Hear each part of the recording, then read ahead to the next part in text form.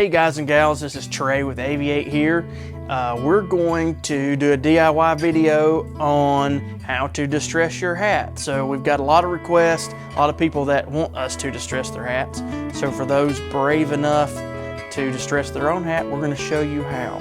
We have a fancy Dremel tool with a brush on the end and a beautiful Philadelphia hat. So here we're going to distress the edge of the brim of the hat, and we're going to change the speeds a little bit here and there to have a little bit different look where everything's not real uniform.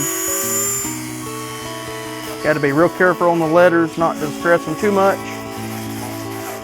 Slow the speed way down.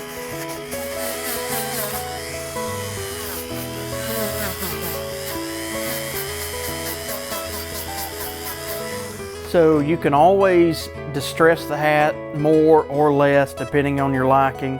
We've tried Dremel tools, we've tried wire brushes, cinder blocks. There's all kinds of different ways to add additional unique detail to distressing of your hat.